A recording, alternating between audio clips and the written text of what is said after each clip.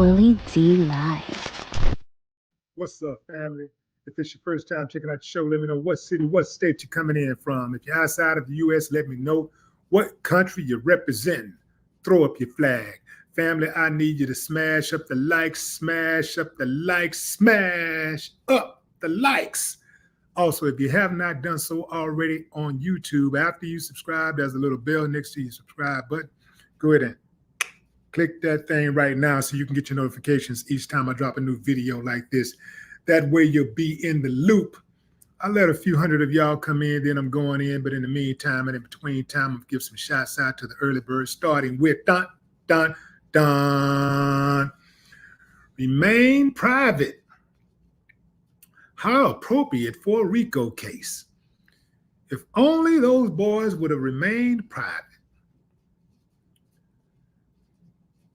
Tenise Abood. Tenise Abood.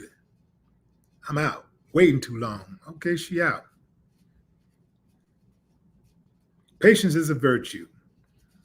Your loss, guaranteed. This is going to be a fired up live. Connie Hodge, what's up? What it look like? What's up, Bookmarker? Savannah, Georgia is in the building. Bushhead, what it do? Alex L, I see you. Global Status TV, let's go. Regina Flowers, what's up? Appreciate you, Regina. Riz B, what up? The bigger picture. Let's go in. That's a good one to go in on. The bigger picture. Speaking of pictures, let me put a picture of my subjects on the screen.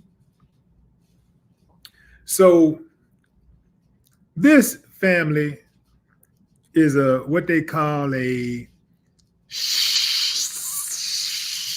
right? It's a SHIT show. And it involves some of the most egregious prosecutorial mismanagement of a trial or a case that one might ever imagine. Today, the trial judge appeared to have enough. I'm talking about Paige Reese Whitaker. She appeared to have had enough. She is the one who is overseeing the RICO trial of Young Thug and other YSL co-defendants. And you don't need us to tell you how complicated and controversial it's been so far. Now,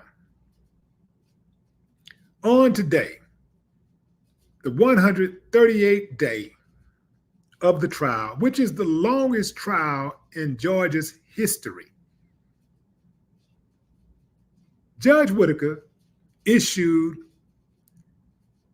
explosively called out the state for allegedly dragging the case out and recklessly developing it in unclear, backhanded, and secretive ways. This discussion emerged over a new motion for a mistrial, one that the collective defense team has prioritized and advocated for over most of the trial so far. Here's what the judge said. Y'all tell me, fam, what y'all think about the judge's words. And if you want to hear it out the horse's mouth, it's on my Instagram, Willie D Live. Here's what she said to the prosecutor, directly to the prosecutor. This is the judge talking to the prosecutor. I mean, I can't figure out what it is. If it's disingenuous, if it is that, I mean, I don't want to malign the prosecutor standing in front of me right now. So I'm not going to say the possible things that it could be. But it is baffling to me that somebody with the number of years of experience that you have, time after time after time, continues to seemingly purposefully hide the ball to the extent that you possibly can for as long as you can, possibly. And I really don't want to believe that it is purposeful. She continued, but honestly, after a certain number of times, you start to wonder how it could be anything but that.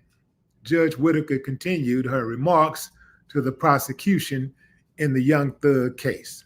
Unless it is just that, you are so unorganized that you are throwing this case together as you try it. And I am sorry to say that.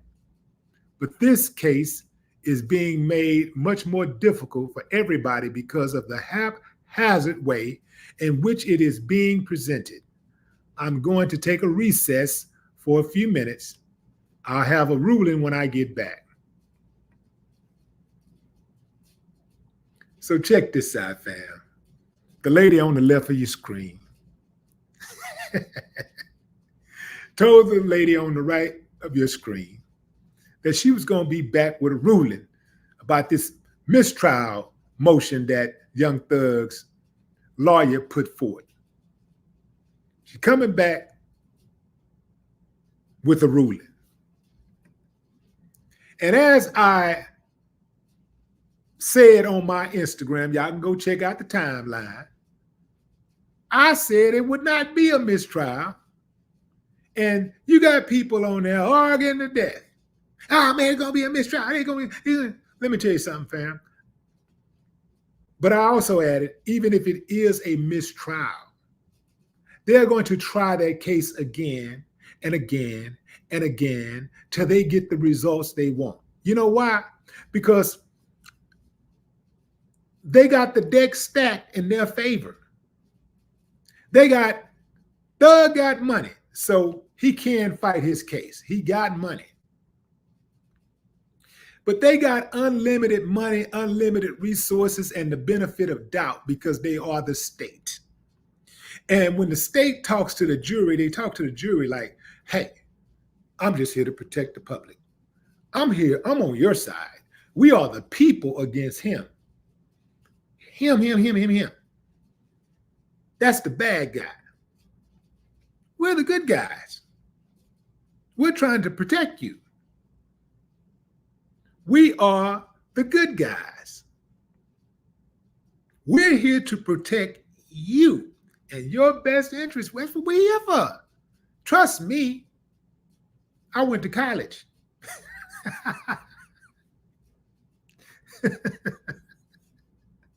Listen, fam, even when they go to a grand jury, before anybody can ever be indicted, they have to go to a grand jury and convince a grand jury that you're guilty, that there's enough evidence to try you. You're guilty of something. There's enough evidence to bring you to trial or to bring a case forward. There's enough probable cause here, right? The defense don't get to go in and talk to the jury and present your side of the case at all. Only the prosecutor gets to go in and talk to the grand jury. So the grand jury decides right off the rip who gets prosecuted, who don't. What do you think the makeup of the Klan jury is? It kind of looks like the Klan.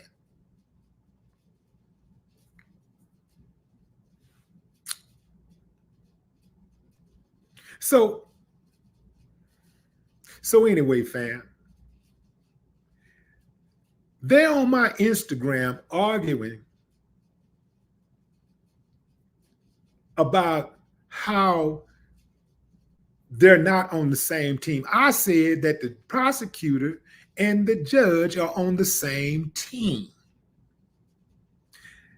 Family, you don't have to be a rocket scientist.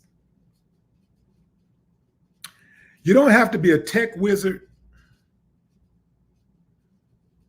You don't have to be a great philosopher.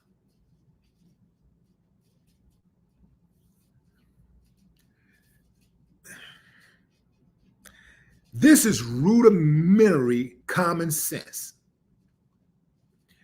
Both of them, the prosecutor and the judge, get their salaries from the same source. The same person signs both of their checks. Am I starting to make a little sense now? It's game, fam. The prosecution and the judge, the prosecution presents the evidence, and the judge makes decisions, usually in favor of the prosecution, because they're all on the same team. The judge works in connection with the prosecution. The judge knows the prosecutor. Some prosecutors have been in the same courtroom a few hundred times. They have a relationship with these judges. The judges know the prosecutors know the judges. Everybody is on the same team except the defendant. The judge, the jury, the prosecutor, they're all on the same team. Well, now, wait a minute, Willie D, man. Not the jury, man. They're not the jury. Listen, fam. Most people that get on those juries, they heavily favor the prosecution. That's why it is so hard to win when you go to trial, because the deck is stacked against you.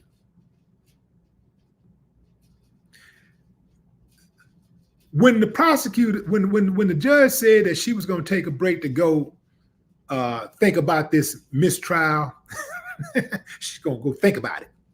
She's going to think about the mistrial motion. I called Cap out the gate. She probably was in there on Instagram. She probably in there on Instagram reading her messages, reading the. She probably all on World Star and Shade Room, like all on. It's on site. But let me see what DJ Academic said. Fam, it's game. Fam. Did I mention that this is the biggest case in Georgia's history? It's the longest case in Georgia's history. This case is going on 140 days. It's the longest case in Georgia's history. You think they don't want to have a return on their investment? Heads are going to roll if they don't get a conviction. When they spend that type of money, when they use up those type of resources, they want a conviction. The laws are in place and to protect some and punish others. The judges are given a great level of latitude so that they can pick and choose when they want to severely punish somebody and when they want to slap on the wrist. Or, you know what? I'm going to let this person go. The judge has tremendous power. Every now and then, a judge will get popped for some form of misconduct. Might get suspended for a little bit or whatever, but in most cases, they get away with more than dirty cops do. In most cases, other judges don't even like overruling judges because they don't want to be overruled. They don't want nobody coming trying to overrule their stuff every other day or whatever. The judges are given tremendous latitude. They have too much power. Anytime somebody can walk into your courtroom after shooting a teenager in the head who was just walking home with a bag of tea and some Skittles,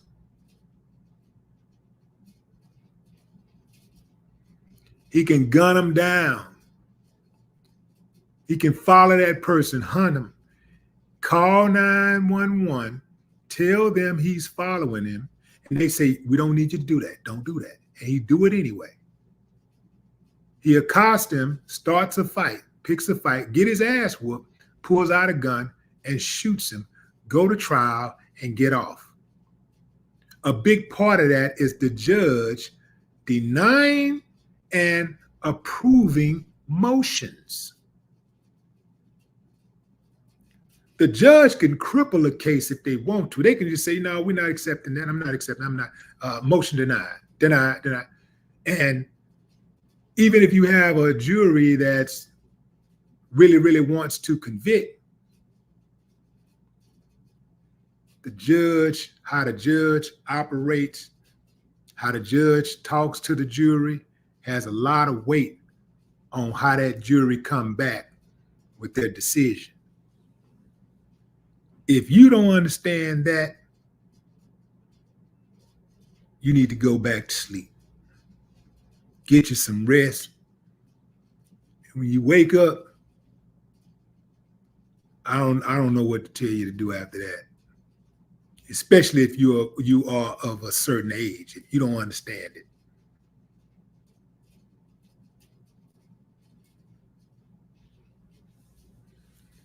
These people want a return on their investment. You think they're not going to get that? Because you got to understand this, fam. Let's say we go forward and let's say Young Thug is granted a mistrial. You think the case going to end right there? It's not. They're going to retry it. They're going to retry it till they get the verdict they want. They're not going to come back with an innocent verdict. So they get to make mistakes and all this kind of stuff until they get it right. Once they get a conviction, boom, they got it. When they look back at this case, at the longest case in Georgia's history, they got to be able to say, we spent a lot of money, but if it was worth it, we got these dangerous guys off the streets. You know, they're going to make them sound like they Al Capone, biggest killers, and they're going to make them sound like one of the presidents of the United States, biggest killers ever. They're going to act like they're one of the biggest killers ever. These guys are dangerous. And I'm not saying they aren't dangerous, but they ain't more dangerous than these presidents. They ain't more dangerous than Al Capone. And none of the other major gangsters.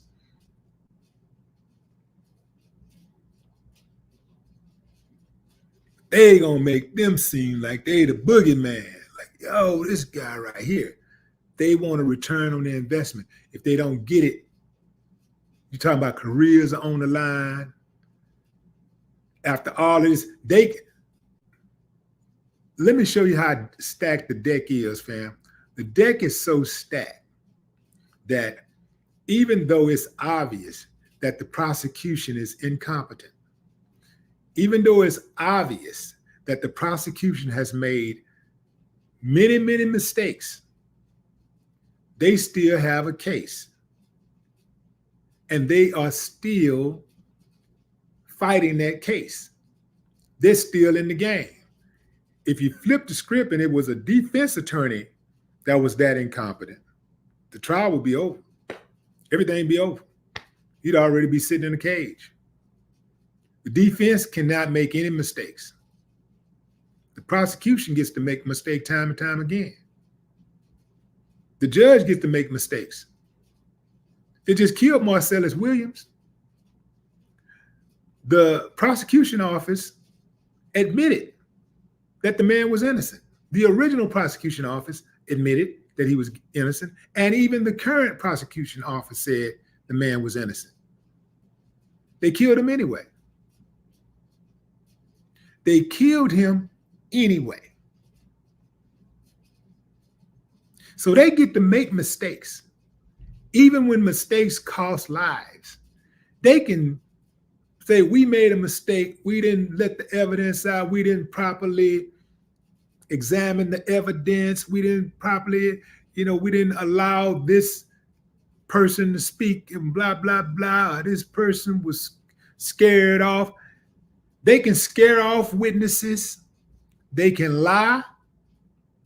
They can suppress evidence. They can send an innocent person to prison and never face one day in jail. Never even get arrested, charged with a crime. But you, me, he, she, no mistakes allowed. What's up, Stacy Sheffer? Stacy Shep. So Waddy.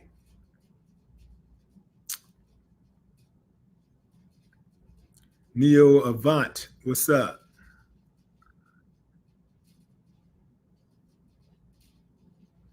Well informed.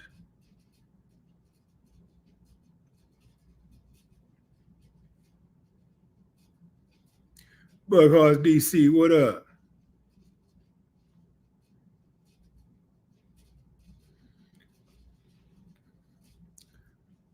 The judge got a lot of people who are supporting Young Thug thinking that she's going to be fair and square. They keep forgetting she part of the system.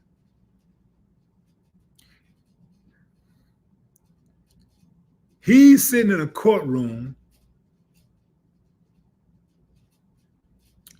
hoping for mercy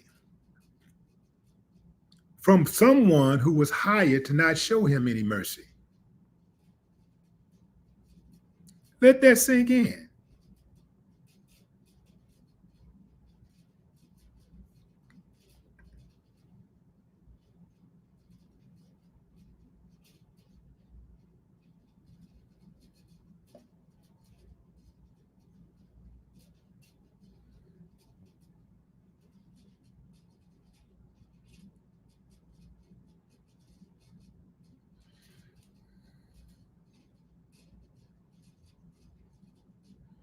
Prosecutor faked them all out.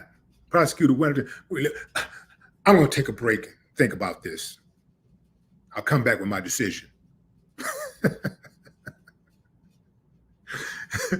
Family, she had already made a decision before she said she was going to make a decision.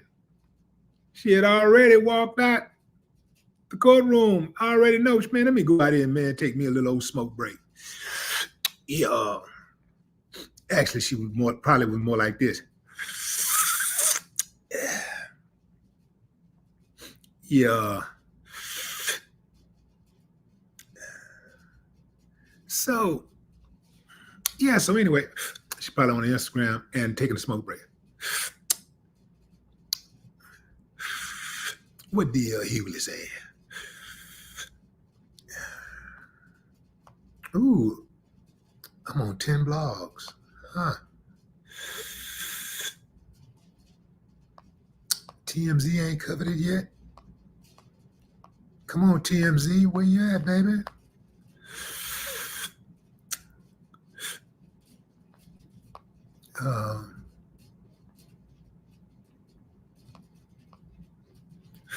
What Kwame Brown said?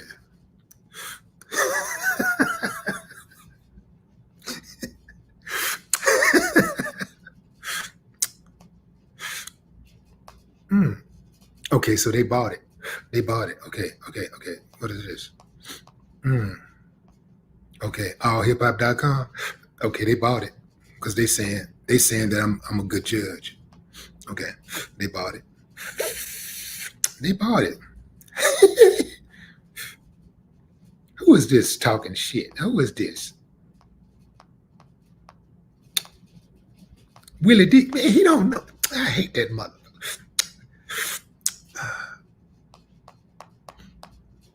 Let me get ready to go back in this damn courtroom and tell them what my decision is. Let me see what time I got. How much more time I got?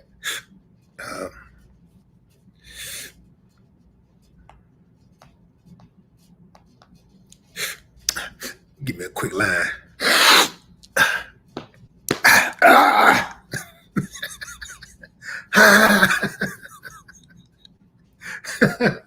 Fam, listen, fam.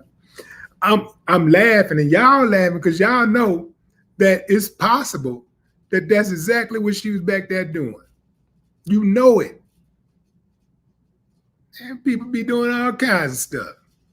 Hitting them lines, back there drinking, blowing that weed, hitting the pipe, shooting up all kinds of stuff. Then come back and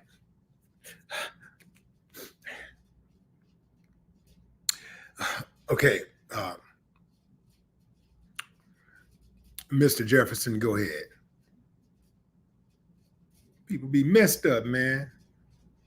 Sitting up in judgment of others, walking in there with their implicit biases, walking in there with a chip on their shoulder. Got it on their mind. I'm telling you, fam. I said it, fam. That woman went out there. It was cap. She faking the whole time, acting like she going in there to consider the motion. Ain't no way they finna be calling no mistrial. And like I said, fam, even if they did call a mistrial, the case ain't over. They're not going to just let a mistrial happen and not retry the case. And they're going to keep him in jail until they resolve the case. They're not going to declare a mistrial and then allow young thug out on bond. I don't think. Now, it's possible anything can happen, but I just don't see it happening because I see a retrial happening within a couple of months. Maybe definitely within 6 months. I see a retrial. If it did go to a mistrial, a retrial is going to happen within 6 months. It ain't going to be no year or two. It's going to be within 6 months. The deck is stacked, fam.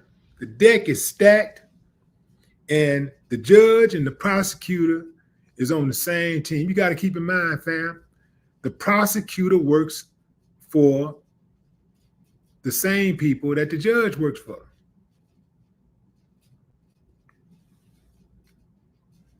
They're on the same team.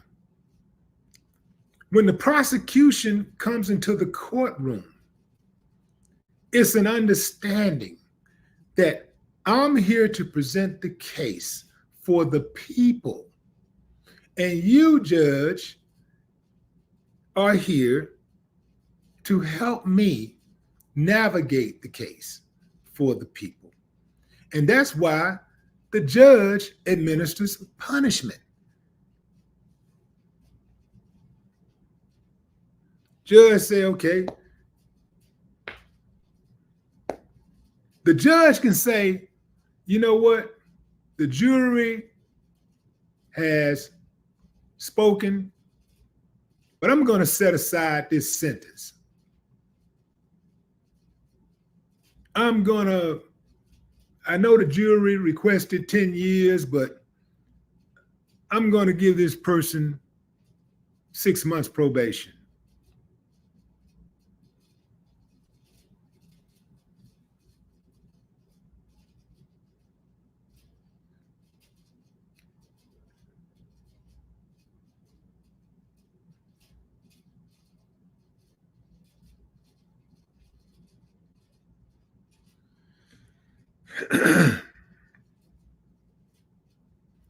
Brand Lorenz, what's up?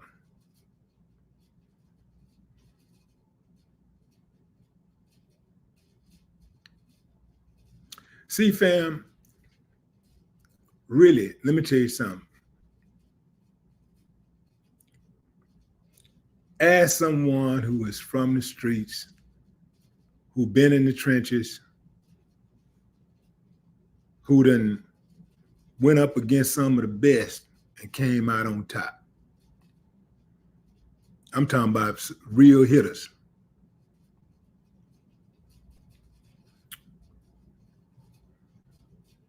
Someone who had a very hot temper, you know, I would say all the way into them late 20s. Hot temper. Ooh, man. Trigger temper.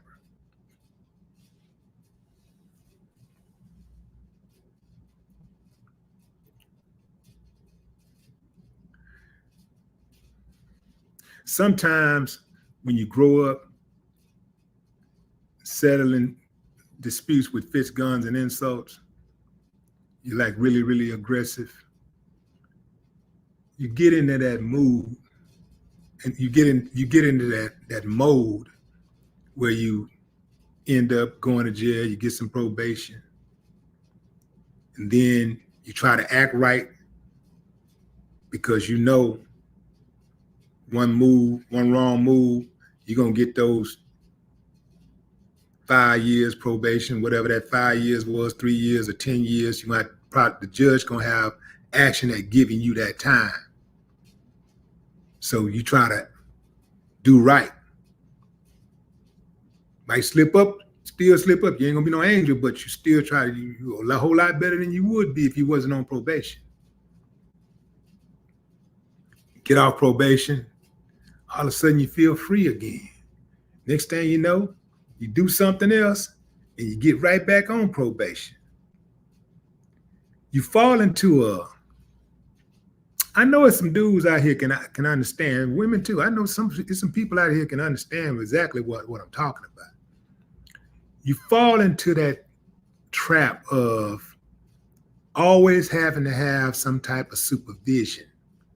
You got to be supervised in order for you to not to go off the rails. So a good thing to do is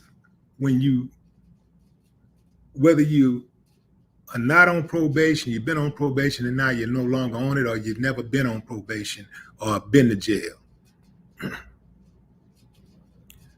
A good way to think is